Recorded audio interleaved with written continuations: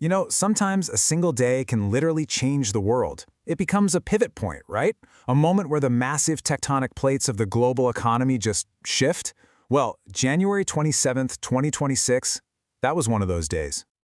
I know, it sounds like a bold claim. You're probably thinking, how can just one day, one 24-hour period, completely change trade relationships that have been built up over decades? Well, it all comes down to two huge, and I mean huge, events that happened at the exact same time. So picture this. On one side of the globe, this historic trade deal gets announced, creating a free trade zone of 2 billion people. At the exact same time, over in the US, the stock market is just roaring, hitting a new all-time high. Now, on the surface, they seem totally unrelated, but the connection between them, well, that tells us everything about the new world trade map. Okay, so first up, let's dive into the main event. After nearly 20 years of back and forth, India and the European Union finally signed a landmark free trade agreement, or FTA. And you can just feel how big a deal this was by the way they talked about it. The EU Commission President, Ursula von der Leyen, she didn't mince words. She called it the mother of all deals.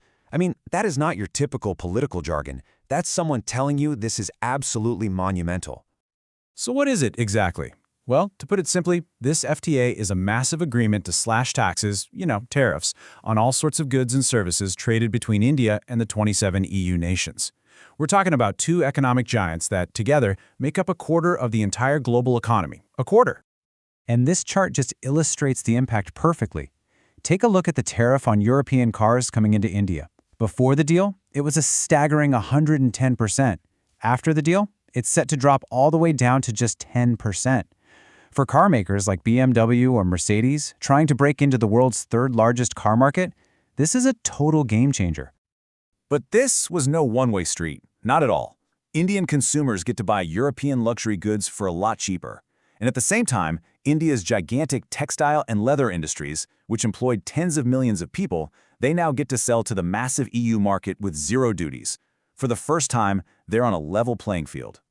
And hey, it wasn't just about cars. Before this deal, a bottle of European wine in India faced a 150% tariff. 150%! That's one of the highest in the world. This agreement slashes that to just 20% for the good stuff. All of a sudden, a luxury item becomes way more accessible to India's growing middle class. This table really gives you the broader picture of the give and take. You can see big cuts on EU spirits and beer heading to India, and then on the flip side, those EU tariffs on Indian textiles, poof, gone, down to zero. The key thing here is that this wasn't a lopsided deal. It created real, tangible benefits for both sides. But a deal of this size doesn't just happen out of nowhere, right? Especially not after 2 decades of stalled talks. So what was the catalyst? What finally pushed it across the finish line? Well, the answer, maybe surprisingly, is found in Washington. This timeline just makes the connection crystal clear. In August of 2025, the US hits a huge chunk of Indian exports with tariffs up to 50%. And then, just 5 months later, this EU-India deal that had been on ice for years is suddenly finalized. That timing is, well, it's no coincidence. And the experts back this up. The Kiel Institute for the World Economy said the deal gives both sides a crucial hedge. What does that mean? For India, it was a way to rely less on the US market. And for the EU, it was a way to champion open trade in a world that was getting more and more protectionist. All right, now for the other half of our story. On the very same day this massive geopolitical shift was going down, what was the US stock market doing? It was celebrating. And that creates this fascinating paradox. The S&P 500, which is a key measure of the U.S. economy's health, closed at a new record high. On the surface, it looks like the market was completely unfazed that a new trade bloc was forming, specifically in response to American policy.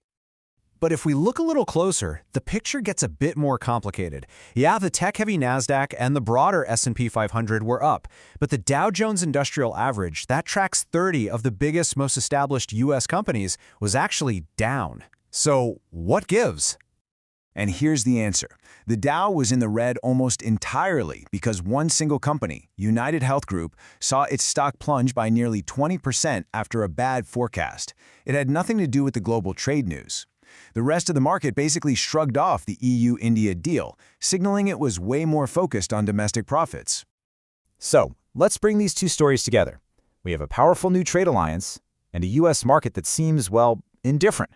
What does this tell us about the future of the global trade map? Okay, you don't need to read all the fine print here. The important stuff from the Kiel Institute's analysis is this. The deal is set to grow both the EU and Indian economies. It's going to cause a huge surge in trade between them.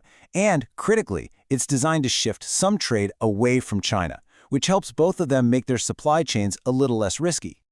So here's the bottom line. The deal signed on January 27th was not just some temporary reaction. It was the foundation of a permanent strategic partnership. It's a cornerstone for a new, more multipolar global economy, where major powers are building alliances to lock in their own economic futures. And that leads us to our final question. The events of January 27, 2026 show us a world that is actively realigning itself. As powerful new trade partnerships like this one between the EU and India get stronger, we have to ask, are we witnessing the beginning of the end for the purely US-centric global economy that has defined the last half-century? That's the new map being drawn.